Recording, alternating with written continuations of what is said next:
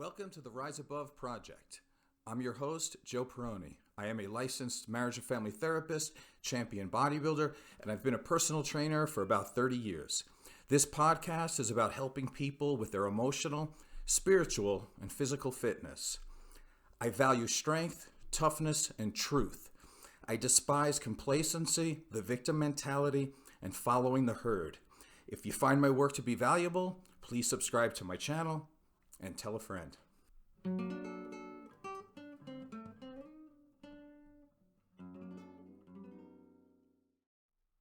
The title of today's show is Hate Crimes and Mass Shooter Analysis.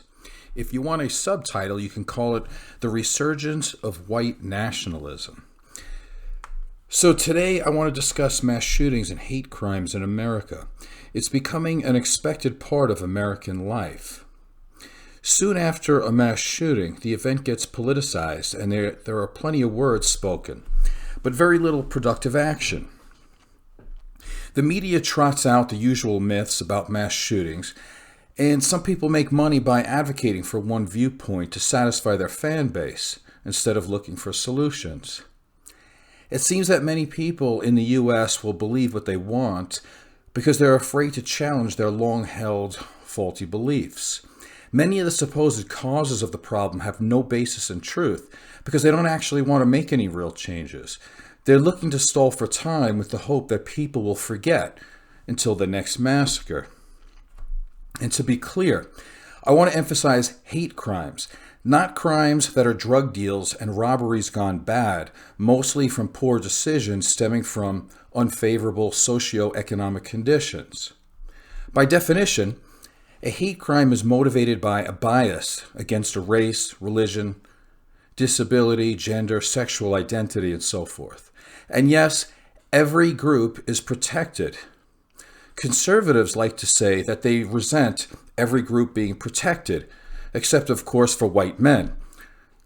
But this is a lie. A person can be convicted of a hate crime against a white person or a male if they were specifically attacked due to their skin color or gender. Hate crimes have surged since Trump has been in office. According to the FBI, white males are 3 times more likely to commit a mass shooting or a hate crime. Hate crimes increased 226% in cities where Trump holds a rally to inspire his supporters.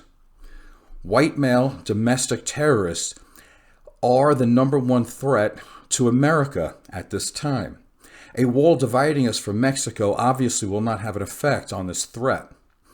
All this is happening while violent crime rates have been trending down since the 1990s. So I want to take an honest look at the profile of the typical perpetrators and consider some of the possible causes. Some of the causes put forth appear to make no sense. They just serve as red herrings and end up confusing people into inaction. But I still think we should explore them anyway. Some of the possible causes that have been mentioned are a lack of church attendance, less belief in God, lack of prayer in school, and lack of thoughts and prayers in general. And in keeping with the religious perspective, they have also said mass shootings occur due to same-sex marriage, if you can believe it, drag queens, and unisex bathrooms. I've also heard conservatives blame Obama for the violence and believe the solution is to have more guns and no gun-free zones.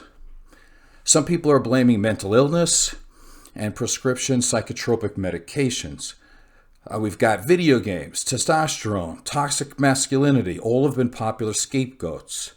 Men's rights activists blame the lack of strong male role models, not enough male teachers, and what they call a dad deficit. They believe that the mass shootings are a symptom of what they have termed the boy crisis. So first, let's explore the low-hanging fruit. With a straight face, conservative Christians blame same-sex marriage, drag queens, and unisex bathrooms. And I shouldn't have to say this, but I must, due to the accusation, number one, and to stop any relevance these ideas might have for some people just because they heard it on TV. There is absolutely no evidence that supports these claims having any effect on cultivating a violent killer. However, there is overwhelming evidence to suggest that those in a same-sex marriage, those with gender incongruence, and anyone in the LGBTQ community are the number one targets of violent hate crime in America. An example of this was the massacre at the Pulse nightclub in Orlando. Obama called the attack a hate crime and a terrorist attack. Republican leaders refused to acknowledge the massacre as a hate crime and refused to admit that the club catered to the LGBTQ community. And for what it's worth, the Pulse nightclub Twitter account billed itself as Orlando's premier gay ultra lounge, nightclub, and bar. So I'm sure that if you're listening to my shows, then I trust that you have enough intelligence to make your own conclusions about this. I'm not exactly sure why they don't want to call it a hate crime. Next, are video games to blame for the rise in hate crimes? Young white males who perpetrate mass shootings, they're 8 times more likely to have the media blame video games or society instead of blaming them for the lack of coping skills and their abdication of personal responsibility. And that's really interesting, because when a white person commits a crime, we have to understand how society failed them. And when a minority commits a crime, conservatives say there is something inherently wrong with the individual and the minority group that they are a part of. Conservatives have said that violent video games desensitizes people and therefore will lead to violent acts. This is pure speculation, and there has not been any scientific findings to support this claim.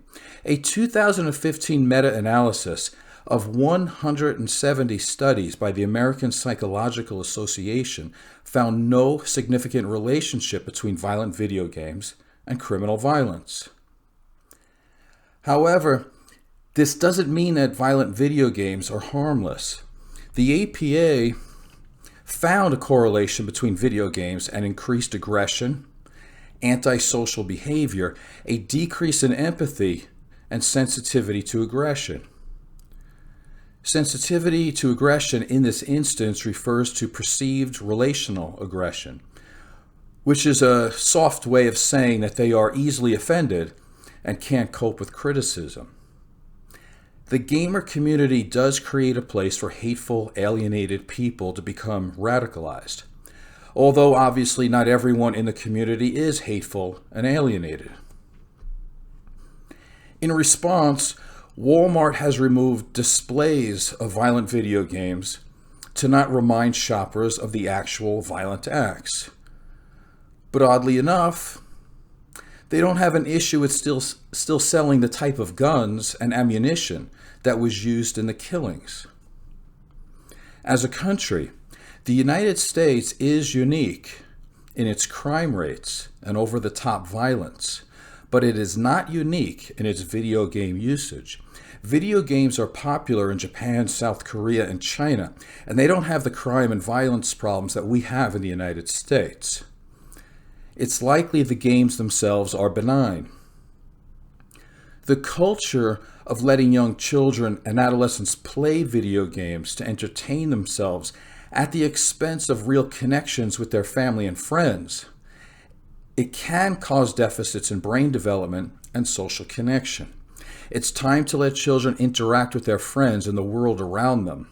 They need to be physically active, creative, learn to share, and learn to problem solve.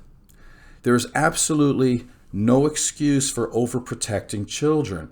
Crime rates have been decreasing since the 1990s.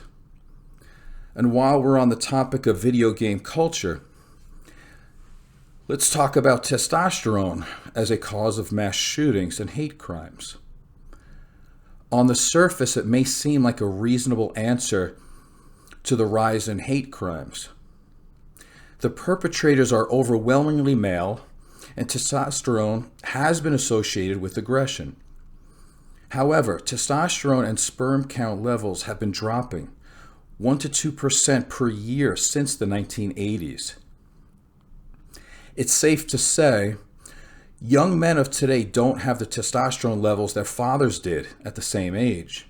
A young man of today would need testosterone replacement therapy just to have the testosterone level of a man serving in World War II. There is no evidence to support the claim that testosterone is the cause of hate crimes. If anything, it could be the lack of testosterone that is contributing to a male's intense anxiety while facing the normal challenges of life, and their inability to create meaning and purpose, and having little desire to take personal responsibility, but having no qualms about blaming the world for their problems. Is mental illness the cause of mass shootings and hate crimes? Now, this question is very complicated, and therefore I believe the answer should be extremely nuanced. Doctors and the American Psychology Association say no. Mental illness, as it is defined by the DSM, is responsible for only 3 to 4% of violent crimes. If we are to believe that mental illness is the cause for mass shootings, then based on our history, the United States is without a doubt the most mentally sick country out of the 25 first world nations. Every country has mental illness, but they don't have the crime rate of the United States. The crime rates in other countries pale in comparison to what we have to deal with here in the United States. There is an increase in depression, anxiety, and suicidal behavior in the United States, but that doesn't translate to violent crimes and is not unique to the United States. As a mental health clinician, I can agree with most of my colleagues in saying that this is not a mental health issue. But then again, it depends on how mental illness is defined. I definitely don't want to stigmatize mental health and possibly alienate people who need help. But I don't think that this is a clear-cut issue. At this time, anger, hate, racism, bigotry, homophobia, impulsivity, and lack of coping skills are not considered to be mental illnesses. But I think it would be nearly impossible to say that a person who has those qualities is a mentally healthy individual. And yes, they probably are sane. But are they mentally healthy? And while it's true that mentally ill people are more likely to be a victim than a perpetrator, it doesn't rule out that possibility. Some of the problem is with the DSM. For example, if a person such as the El Paso shooter states that he is committing his act of violence as a response due to the Hispanic invasion of Texas, how does a clinician assess him? And could it have been prevented?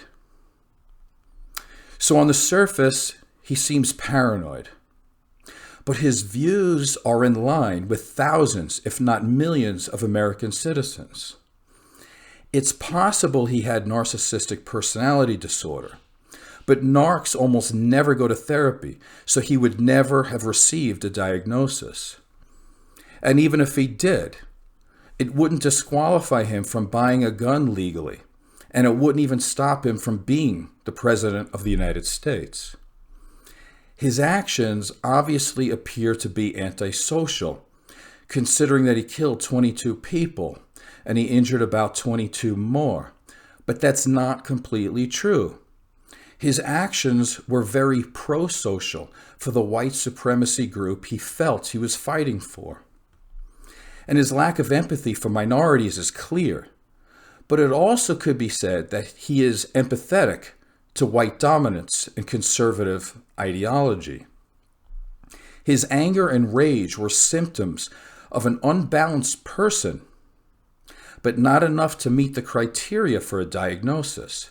His lack of self-esteem, lack of coping skills, and the inability to take responsibility for his life led him to this murder spree. But again, not diagnosable. At this time, this is all the mental health community can do. It is my personal and professional opinion that people who are racists, bigots, homophobes, misogynists, and those who are generally hateful, they are mentally ill. People who are energized by racist tropes or spurred to action by white grievances and harbor dangerous core beliefs are not mentally healthy. And while it's true that guns don't kill people, people kill people, it's also true that triggered people pull the trigger. And if all it takes to trigger someone is a perceived slight or the color of somebody's skin, yes, they are mentally ill. That's my opinion, but not the opinion of those who contributed to the DSM. The highest correlation to violent behavior is alcohol and drug abuse. The typical addict self-medicates to neutralize difficult emotions. The addict usually has impulsivity problems and his emotional maturity of the age they started self-medicating. This might mean that they could be 30 years old and have the emotional strength and stability of a 15-year-old. It doesn't sound prudent to let a person like this own a gun. But as a country, are we willing to curtail an individual's Second Amendment rights due to their drug or alcohol addiction? I'm betting that most people realize that drugs and guns can be a lethal combination, but I doubt many people want to fix the problem. I would also add to the list of possible mentally ill people those who are overly infatuated with having as many guns as possible to fight off a zombie apocalypse, or for whatever reason they need all these guns. Those who think they are going to fight off the government with their arsenal of weapons, and those who believe in conspiracy theories. My personal and professional opinion is that there are very few people at a Trump rally that I would consider to be fully functional and well-adapted, socialized adults. It is almost beyond all reason and comprehension that so many of them can get their hands on a weapon. And let's be honest, if you are trying to prevent violence and especially hate crimes, wouldn't it make sense to monitor those who embrace hate rhetoric and those who make threats of violence to certain groups? It would seem like a logical way to predict actual violence. And by the parameters that mental health clinicians work in, it is accurate to conclude that mental illness is not the reason for mass shootings and hate crimes. However, for the reasons already given, I believe the parameters of what constitutes mental illness and or may predict future violence, it must be changed. But I wasn't consulted when the DSM was written. I just have to follow it. So here's one test that may not be professional, but it works. Years ago, I asked my mentor how to assess and know when a sex offender or a person with anger management problems was ready to be released from therapy. He said not to depend on the diagnostic criteria and just ask yourself one question. Would you trust this person alone with your loved ones? And that question worked for me every time. On the issue of gun ownership, how many people feel safe with people getting guns who are angry, vengeful, and have a vendetta against large groups of people? I'm guessing not many.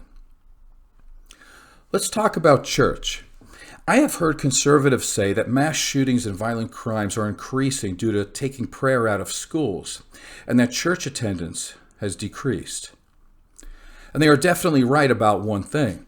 80% of Americans believe in God, and about 40% go to church, at least on a monthly basis. This sounds like a high number, but it has been decreasing. So let's compare apples to apples. Only 20% of people from Scandinavian countries report being religious, and only 5% go to church. their crime rates are significantly lower than the crimes we have to endure in the United States. Typically, the more religious a country is, the more crime there is. One of the outliers in the discussion on the relationship between religion and crime is Thailand. Thailand is reported as being the most religious country, but their crime rate is low. This is probably due to their primary religion being Buddhism, which is known for being accepting, peaceful, and non-judgmental. There are many parts of the United States where Christianity is the exact opposite of those qualities. How else could they justify the ethnic cleansing of Native Americans, slavery, and opposing civil rights and equality? Japan is even more atheist than some Scandinavian countries. It sounds like it might be a devil's haven, but not true. Japan has a population of over 127 million people and averages less than 10 deaths by gun every year. The two reasons the Japanese give for this extremely low number can be summed up in these 4 words: gun control and culture. Japan's gun control laws are a topic for another day, but I want to say this.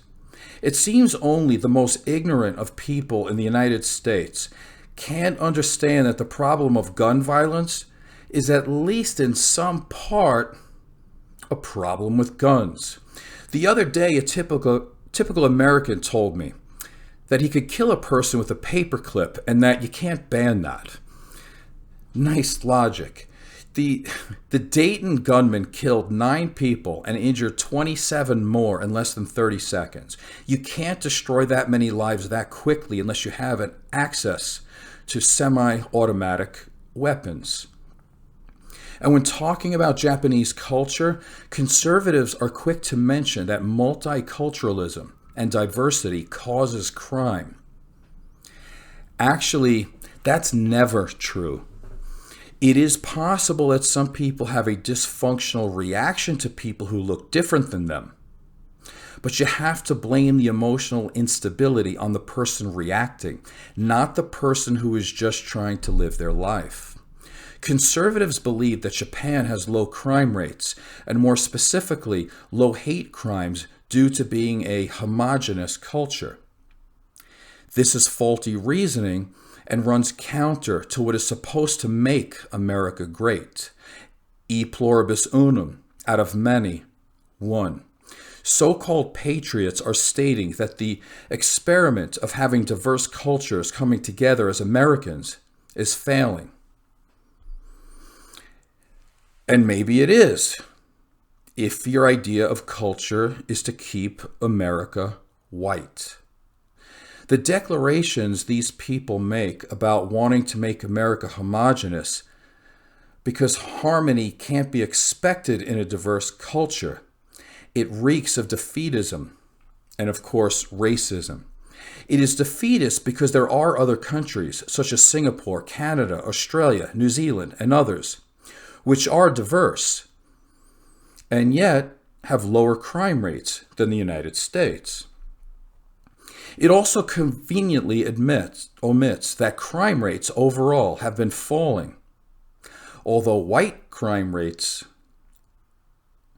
have increased. And it's racist because when conservatives say homogenous, they mean white and Christian to the exclusion or subordination of everybody else. They live in fear of being replaced. They have extreme anxiety of the census projection that white people will be the minority culture in the year 2045. But a discussion about culture and crime can't be completed unless we discuss the American love affair with guns that doesn't exist in other first world nations. 3% of the U.S. population owns 50% of the guns. This goes way beyond hunting or self-protection, which very few people have an issue with. This is much deeper. The average American citizen who owns most of the guns is a white male, is anxious about their ability to protect their family, is anxious about their masculinity, financially insecure, lacks education, and is tormented by racial fears. We have seen a similar profile when studying the white male heroin epidemic, the white male suicide epidemic, and the support for Donald Trump. Basically, this is a population that feels alienated from a changing society. They perceive themselves as helpless, and they have a gun to maintain their false sense of manhood. When confronted with mass shootings and hate crimes, they will never admit that sensible gun laws would help because they don't want to feel emasculated. In a changing world, they feel powerful and comforted when they have a weapon. How much can you blame mass shootings and hate crimes on Barack Obama? Obama provoked the rising of far-right-wing hate groups the moment he was elected, and corresponding hate crimes increased. Obama provoked this backlash not because of his policy, but because of the color of his skin. And obviously it speaks volumes about the somewhat hidden racism in the country at that time. Since Trump started campaigning, hate crimes increased, and racism is not hidden. Now with Trump as president, hate crimes are surging. The racists are being empowered by Trump's policies and rhetoric. Trump is now championing policies to severely restrict legal immigration. What role does the boy crisis have in hate crimes and mass shootings?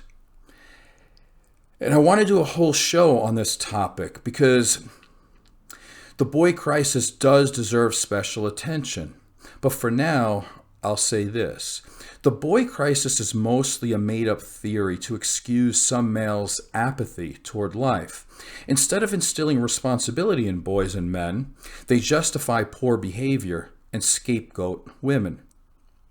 The time of living up to values and virtues may be over.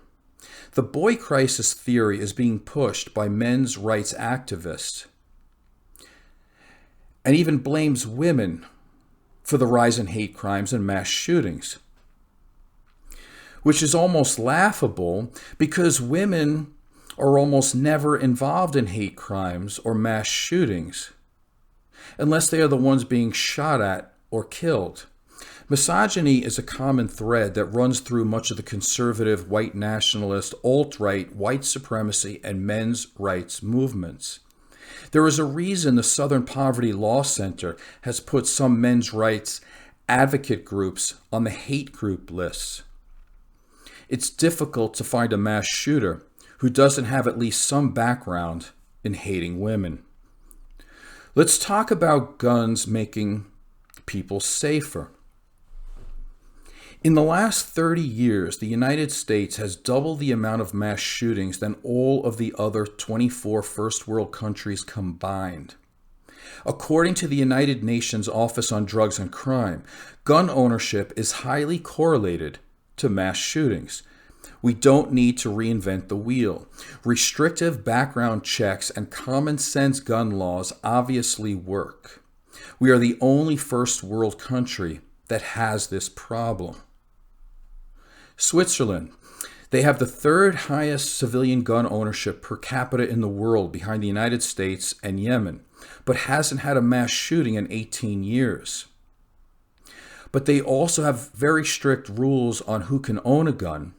They understand the need for training, and culturally, they don't believe guns artificially boost their masculinity. All fit-for-service men between 18 and 34 years old are given a gun and trained. After their service, they can keep their weapon, but have to get a permit. In order to own a gun, you can't have an alcohol or drug addiction. You cannot have been convicted of a crime. And you must pass a competency test. This law also states that anyone who expresses a violent or dangerous attitude won't be permitted to have a gun. A psychiatrist may also be consulted to make this decision. So let's think about this for a moment.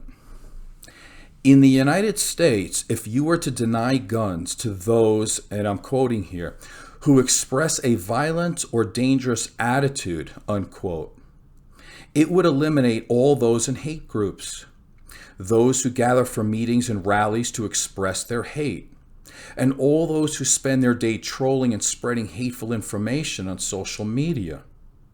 It sounds like an effective strategy, and we need maybe to learn a lesson from Switzerland. The problem of mass shootings and hate crimes is not that difficult to solve if logic is utilized.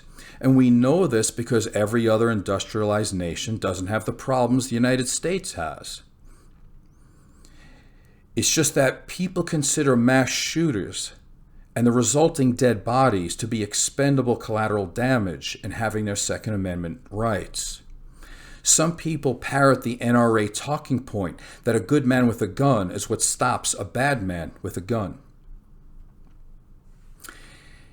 There is very little evidence to support that civilians with guns de-escalate a situation, although it has happened in some rare cases. Typically, if a person does shoot someone, it is used in a domestic violence situation, probably shooting their wife and kids, or in, obviously, their suicide. Almost never do they save someone by acting like Rambo. There has been plenty of evidence that suggests just the sight of a gun raises anxiety and potential violence. For example, let's say that you're enjoying a cup of coffee with a friend at Starbucks. Then someone who is not a policeman walks in with a gun strapped to their hip. The intensity and overall anxiety and hypervigilance increases immediately. Some people would even make the decision to walk out. Again, real solutions to our problems seem obvious when we realize that we are the only first world nation to have this problem. However, solutions are not only brushed away, the solutions are legally not even allowed to be addressed. And yes, you heard that right, I did not make it up. If you don't believe me, check this out. The Dickey Amendment was introduced in 1996 by Jay Dickey, a Republican from Arkansas, and was lobbied for by the NRA. It essentially banned the CDC, which is the Centers for Disease Control and Prevention. It banned them from gun research and having studies on gun violence. Interesting. In 2018, Trump signed into law a bill that allows the CDC to research gun violence, but it can't advocate for gun control. All right, so this means that the CDC can research gun violence, but it's absolutely illegal for them to share the information to the public. So that the NRA and Republicans know, without a shadow of a doubt, that some type of sensible gun control is needed. And that's why they make it illegal to advocate for a change. The NRA, the Republican enablers, and many conservatives have blood on their hands every single day. They care more about their man-made superficial status symbol for masculinity than they do about the safety of this country. A person who is fearful of strict background checks and afraid to the point of agitation, of having to prove they are mentally fit and of the right temperament, is a person who shouldn't be anywhere near a gun. In looking at the available data, it is reasonable that we need to do a better job of restricting guns to people who are at risk for violence. And the mental health community needs to be more vigilant and discerning as it pertains to recognizing the potential violence and mental illness in citizens. I hope you found this discussion informative and enlightening. If you were offended by any of the ideas or commentary, then you need to consider that you might be part of the problem. I'm Joseph Perroni from the Rise Above Project. Please subscribe and tell a friend.